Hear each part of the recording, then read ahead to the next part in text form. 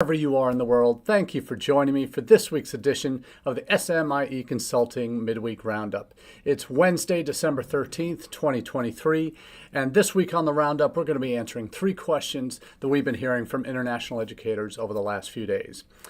Before we get into those questions today and our normal welcome, I do want to give an incredible shout out to the literally dozens, if not hundreds of you that have reached out over the last 7 days since the awful events that unfolded on UNLV's campus where I work on February 6th, on December 6th. 3 faculty members were killed, a 4th critically injured, and our campus has been reeling, the darkest day in UNLV's history. So thank you, all of you, for reaching out over the last few days to express your support, your condolences. Just for those that I met last week, thankfully I was in Phoenix at the AIRC conference last week with my tribe. And that's a message that I've been reinforcing since then, that we need to all find our tribe in our profession. Those folks that get you, that you know you can contribute to the greater good of that organization and our profession. And hopefully you're all members of your own tribe. Hopefully you're part of my tribe as well, because I can tell you last week was rough. Being away from campus, not being with my colleagues on campus to grieve with them, to go through this together. It's hard. I'm a remote employee. I get out there once every quarter, so it's been a real challenge. And I had many moments last week where I was tearing up explaining a story that I'll share with you today. My 13-year-old son had the opportunity, when I called him that night, video chatted with him to share, hey, I wanted to tell him this story about what had just happened on campus today, because that's a big deal, and he needs to know about it. He's 13, he can handle it. I told him the story. He could tell I was getting pretty emotional, and at the end of that, he asked, Dad, can I give you a hug? And it's that obviously chokes me up. It melts my heart when I tell that story every time.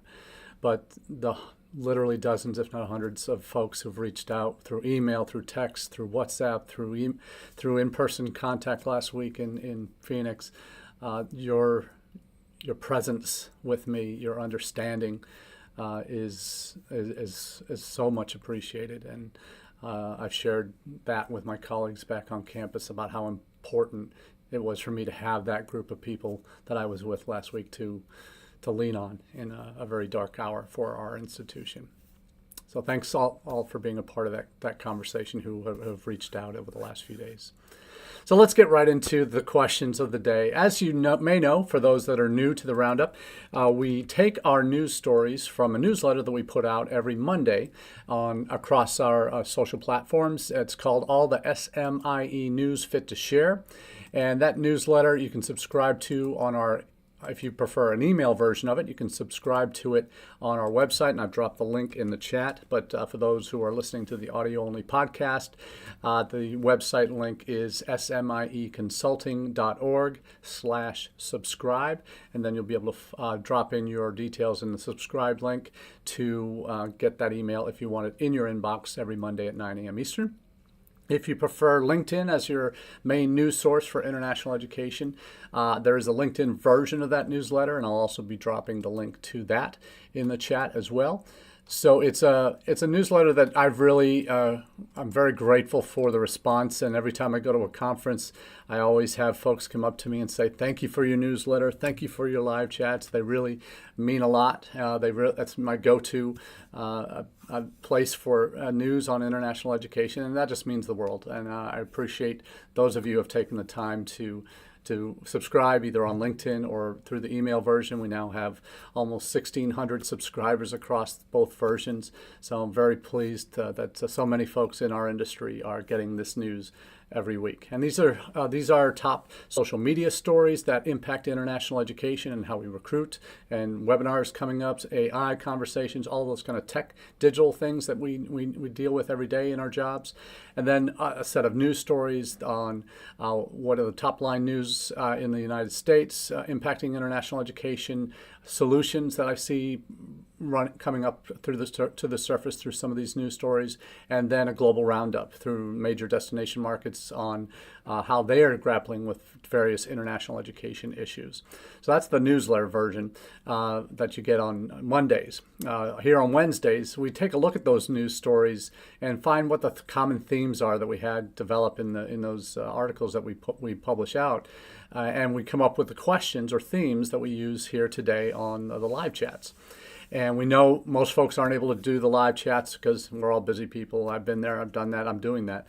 So that's why we make sure it's archived on our YouTube channel, and as well, if you want the video version, as well as an audio-only podcast that we're pleased to say has over 3,100 downloads. So very proud of what we've been able to accomplish through our work here on the Roundup and on the newsletter. So let's get right into our 3 questions of the day. First up is, how is EducationUSA supporting international education efforts?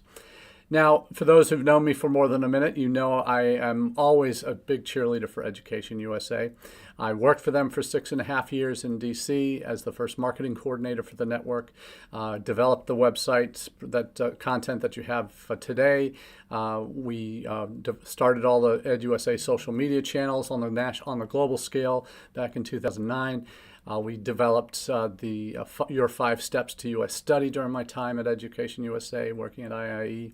And one of the things I'm most proud of through my time at EducationUSA for the higher ed folks is the development of what we called not only the EduSA Forum, the in-person event that EducationUSA now hosts annually, other than when NAPS is in DC, is the EGG. That's what we came up with. That was our acronym that we used to describe the EGG. And the EGG is the EducationUSA Global Guide. And this is something we began back in 2010. At the same time, we launched the first EducationUSA Forum in DC back in 2010. We're in a hotel basement. I think we got a couple hundred people. We were really excited about that. But one of the things we wanted to have and give to attendees that could be a great resource for them was what we affectionately called the EGG, EducationUSA, a Global Guide. When we talk about resources for U.S. higher education folks that are in the student recruitment side of the shop on international ed, this is what, when I first came up with this idea and we proposed it to the state and we developed the content for it, I wanted this to be something that was complementary to Open Doors. I wrote a blog about it. You might have seen in the newsletter last week about comparing SEVIS by the numbers data, which is current year real-time data from October, versus the Open Doors report. That is the previous year's academic data from international students that was released in November. So there was a blog about that. But I've always seen Open Doors as an essential resource for understanding the trends that have been happening in student flows to the United States, the academic programs, primary sources of funding of students, where they're coming from, obviously, in the world, and charting that over time. And recently they've added in the last 6 or 7 years, added in the new international student enrollments from the previous academic year as well, which has added another layer to important data that we need to track, which we saw during the pandemic was took some significant dents. But they've also added in their fall snapshot survey to try and get some kind of a snapshot of what's happening in the current year, current fall term, right before they released the Open Doors from the previous academic year's data. So it really is important data to have, and a resource that you want to have. I've always called it sort of kind of, if you're looking at resources for international student recruitment planning, the Open Doors report is kind of one. And number two, I think it's less interpretive in terms of what it gives you, but the SEVIS by the numbers is probably number two, but on that list. But 1A is what we tried to do with the EGG back in 2010, and that's to provide the context of what's happening on the ground in the 6 State Department world regions and in specific countries that are highlighted for obvious reasons because they're major senders to the U.S. You find the kind of details about what social media strategies or platforms are working in those countries, what the top best suggestions are for in-person recruitment versus digital recruitment. It really gives you the layers of data analysis of what's happening in each region within the Education USA network, so you can have a sense of, well, is this the right strategy here, or do I need to shift gears and maybe do something different in another region? So I think there's all sorts of value with the egg. It's developed, and to be honest with you, the content that's created each year comes from the REACs. Or now their REACs have done what NAFSA has done and what ERSI just did last week. Their acronym now stands for nothing. So REACs are now REAC, regional manager. So the REACs do all the hard work for the egg, frankly. The egg is, as a shout out to my colleagues on the REAC side that I know and love deeply. Had a great opportunity to run into Melissa Deschamps in the Middle East, based in Qatar, and Lisa Moroni, based in Kenya. At ERSI last week. It was great to see them both. But my regional manager friends in Education USA, the REACs do all the legwork for writing the content for that for the egg each year and in those regional sections. Obviously, the team at IIE and DC compiles all the analysis from all the data from the website, from social media to kind of provide the U.S. higher ed audiences a really solid piece of contextual data and analysis by the REACs and trend data on what's happening on the ground from their advising centers. So you have a good sense as a U.S. higher ed rep what is happening in each of the regions and markets that you're looking to get more active in or engage less in, depending on where you are in the world. So the egg has become, over the now 13, 14 years that it's been around, a really essential complement to Open Doors. And I'm really happy to see that going strong. They just released it, the 2023 edition, this past week. Normally it's released during the EduUSA forum in the summer, but obviously they didn't have one, so that got pushed back a bit. But the forum is... the egg has really become that kind of go-to resource if you're looking for really what's happening on the ground in particular key markets from an Education USA perspective. And I've dropped the links to the actual PDF of the global guide that's online, as well as the master site for past year's global guides. So hopefully you get a chance to download your copy. The other resource that I think is very important, Education USA, when we first started, I started working there in November 2008. There wasn't really an organized higher ed outreach other than REACs and advisors doing campus visits, and there was a team at State Department that selected the advisors to go on trainings and visit campuses before they went to major conferences. But there really wasn't a coordinated approach to higher ed outreach, and we started doing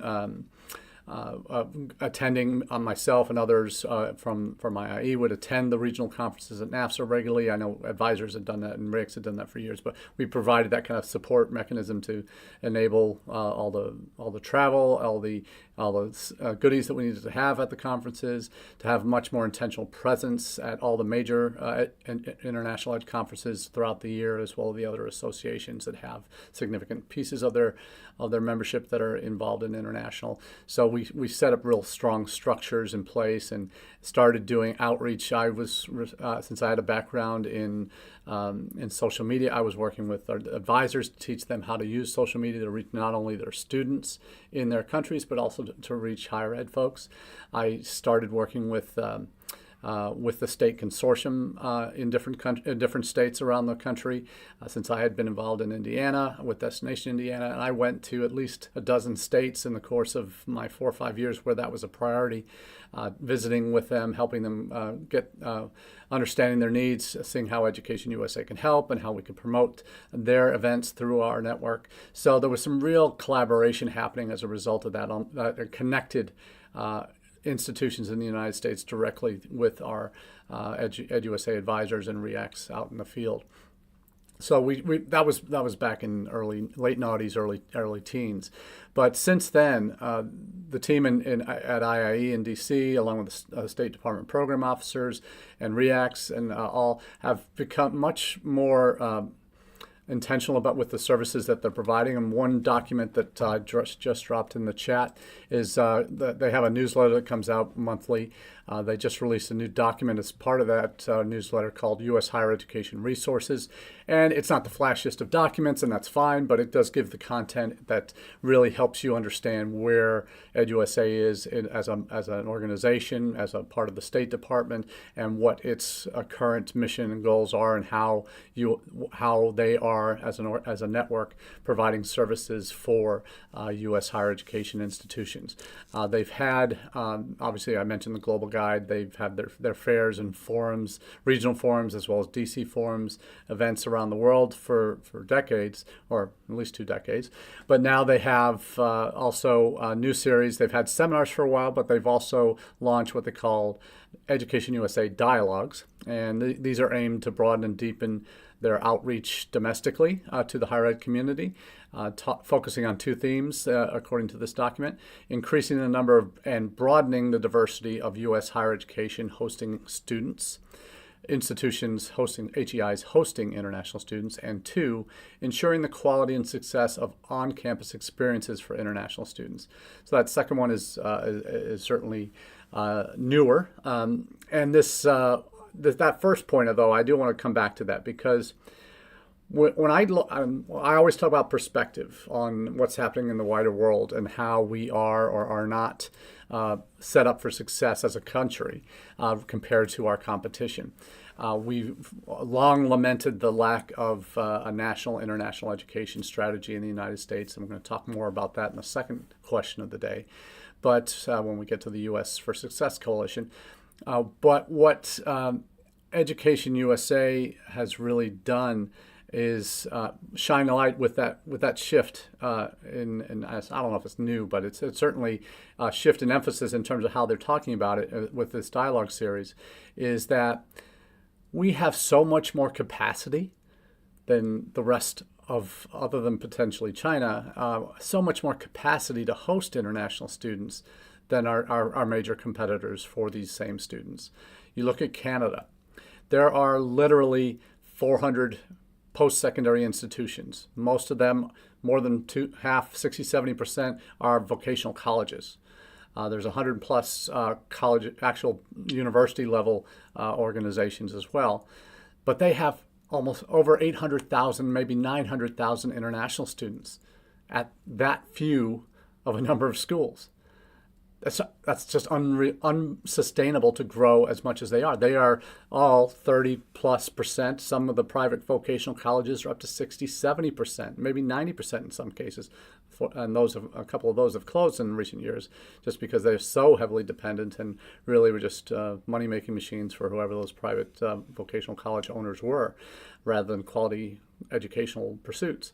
So you now have a situation in Canada where of their 800,000 plus international students, over half are at vocational colleges, and the rest are at the university level. So they are chock-a-block full. There are, and you look at the institutions in British Columbia, in Ontario, in Quebec, they are the 3 major provinces that see the greater majority of international students, probably 80% or more.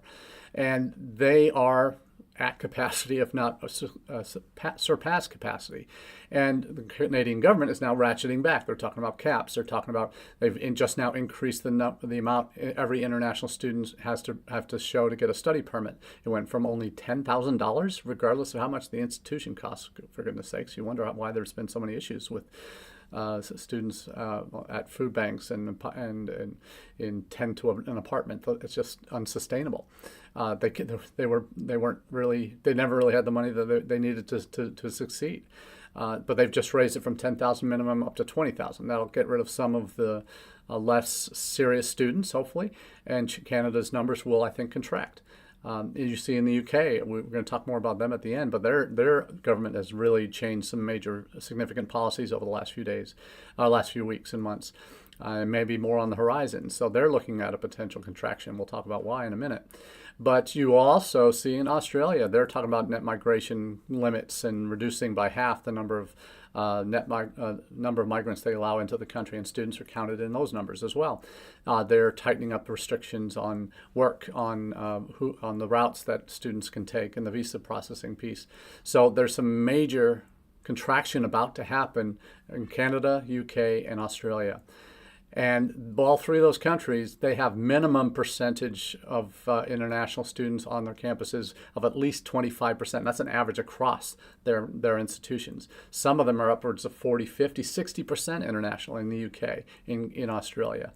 Australia has less than 40 universities and probably another 100 or 200 vocational colleges where they do well too, like Canada.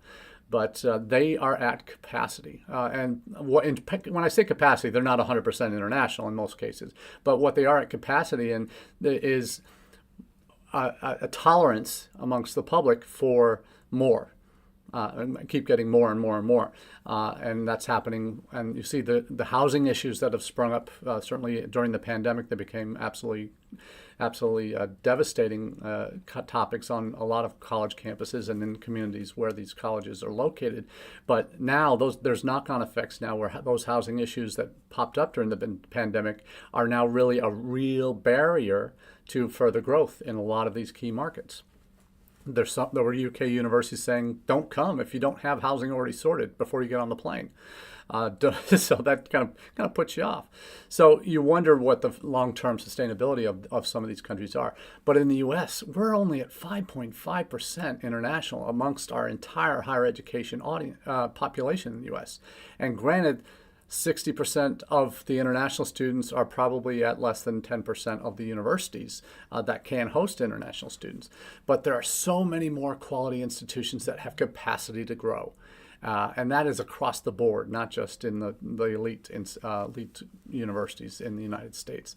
So I think EducationUSA's shift to diversify where international students go is a solid one. And in terms of the outreach that they can do to U.S. higher education institutions that maybe are just starting the process or thinking about becoming more international, what they need to build to get to a point where they can host regularly larger numbers of international students. That's the real challenge, but I'm glad to see EducationUSA moving in that direction. So next up, related topic, we talked about the U.S. for Success Coalition. I talked about it at the CAIE conference last month, where we had Fanta Ah as one of our plenary speakers in a conversation with someone from Center for International Higher Education at Boston College, talking through what the coalition's mission is. And I had an opportunity to ask Fanta a question about that. And it's become clear that they're trying to do things differently than what had traditionally been the roles of advocacy efforts that NAFSA did separately, that the President's Alliance did separately, that the Alliance for International Exchange did separately. There wasn't a lot of coordination amongst those three. Those are probably the three biggest ones, and I'll put in International ACAC, NACAC in there, that had some advocacy work on the Hill where they really spent time visiting with the elected representatives, giving them their spiel about why that we needed their support for what had been in the 80s and 90s a white hat issue on Congress. And that means it's very much a bipartisan issue.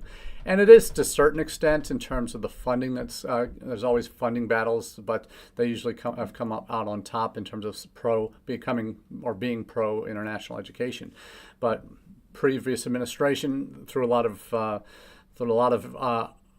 ashes onto a fire that has sparked, and particularly with respect to China, with Muslim nations, and the previous administration's first executive orders. So there's been a lot of turmoil in the industry, frankly, about does the U.S. really want international students, at least politically?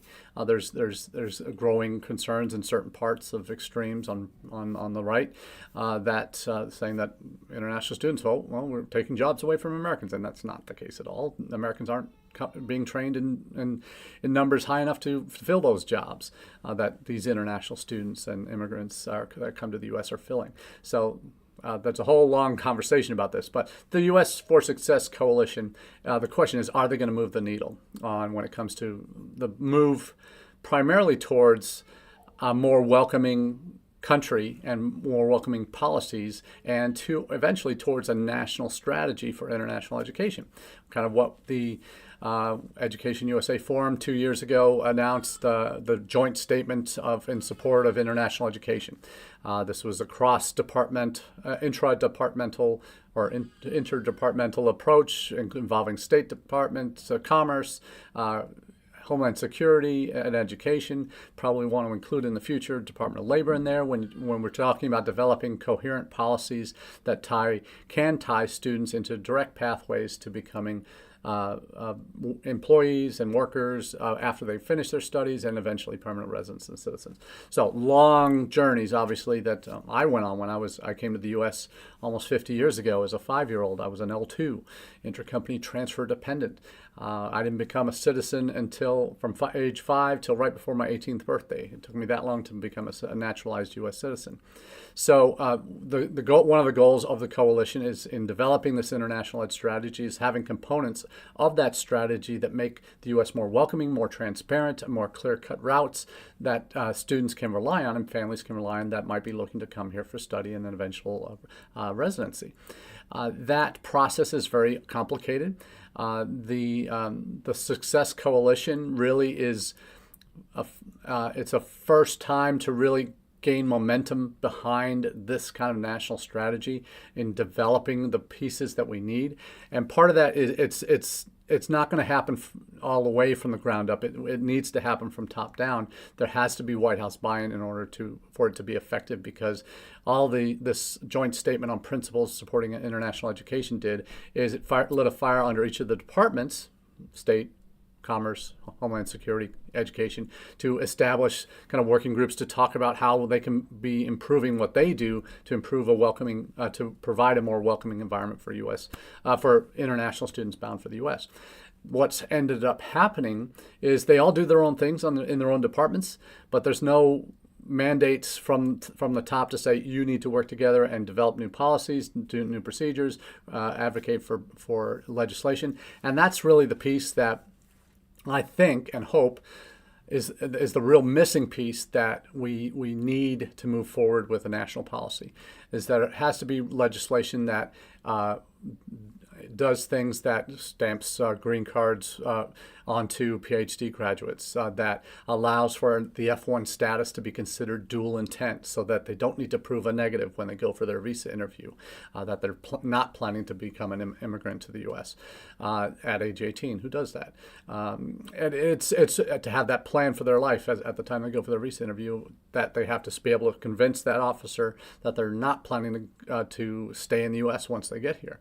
These are the things that this coalition, I think, can help advocate for the couple of those things I just mentioned, the green cards for PhD grads, to streamline that process, to make the pathways much clearer for those that want to stay and work in longer term beyond OPT and potentially H-1B. What can this coalition do?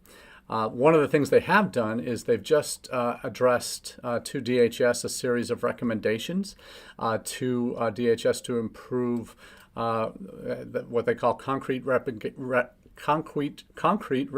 recommendations that Jill Ann Murray, who's a Deputy Executive Director of Public Policy at NAFSA, that they had discussions with the DHS working group there and launched these recommendations to them to make clear what's needed to happen as we move towards an international education strategy for the United States.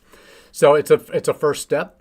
It's not the end step, and it's a long road ahead, but it's certainly one that was much needed. And the challenge will be, this is a conversation that they're having with DHS, that these recommendations are specifically for that. That there are going to be similar ones for state, there's going to be similar ones for commerce, similar ones for education, maybe for labor as well.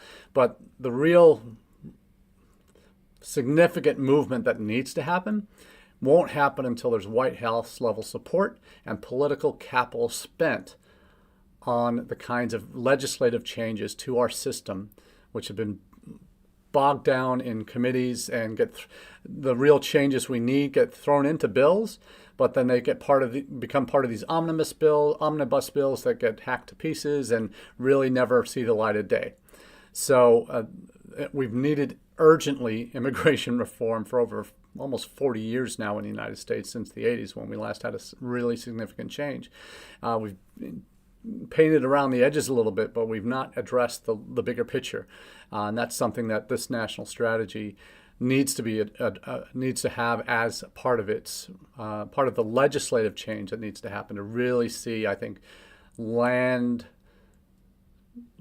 changing, game changing, seismic shifts in our policies in the United States towards international students and international education in general.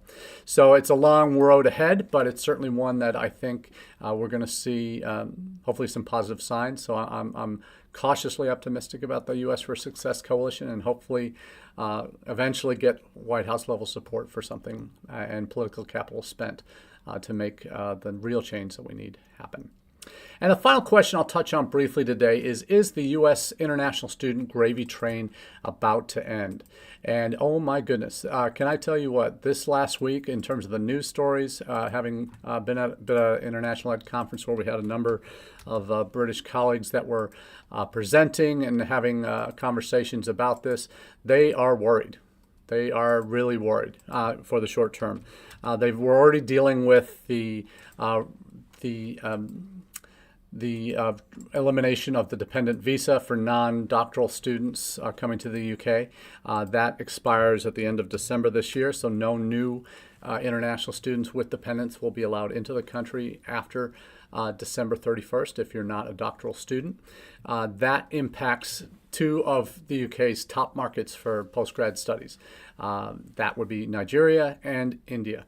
And they are already starting to see significant damage to their numbers. Then you have to add insult to injury to that. We now see the new Home Secretary, who took over for Suella Braverman, the new Home Secretary cleverly is now proposing a potential review of the graduate route. Now, for those who aren't aware, the graduate route is the UK's version of OPT. And they have, in 2012, it was eliminated under the Cameron PMship, David Cameron, who oddly enough is now back in the fold in the cabinet as the education minister. So that was eliminated in 2011-12, and now it was reinstated about 3 or 4 years ago, right before the pandemic, and that has been allowed international students to switch over to work visas right away after they finish their studies. That might be going away or be severely curtailed. So there's a lot of worried faces. They put on a brave face, as the Brits always do, in terms of their public personas. They're always talking positively. Oh yes, the quality of brand UK is solid, and there's no doubt in terms of that. And services provided, they've improved, blah blah blah. But the reality is these changes that the government has made to curb net migration, to address the challenges with housing and with NHS, their health service in the UK, being stretched to the limits by all these extra international students and their family members, has real negative long-term consequences for prospective students looking at the UK, particularly for postgrad master's level studies. So that gravy train could be ending, at least for the short term and to the next couple of years. But any changes, and the changes that is most likely to happen, will come with elections that may be called by the end of 2024, maybe sooner. And if that happens, the general opinion is that the Conservatives will be out and Labour, hopefully, or Liberal Democrats will be in, one of the two. maybe a coalition, depending on how the numbers shake out. But those other parties that might take over would have a much more sympathetic view to international education.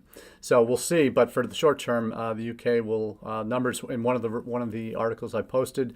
A couple of them actually have some data from Enrollee, which handles a lot of the visa processing for data for the UK universities. They're showing 40, 50, 60% drops in deposits and confirmed students coming in January. So there's some real damage about to be done in the UK. So we'll see how long that lasts for them. Hopefully not too long for my colleagues across the pond. That's all we have for you today on the Midweek Roundup. Thank you all for your well wishes about UNLV Strong. We so appreciate all the support we've been getting. We're about to have a memorial on campus today for the 3 faculty who were killed, and we appreciate your continued thoughts and prayers for the healing that needs to happen on our campus. So until next time.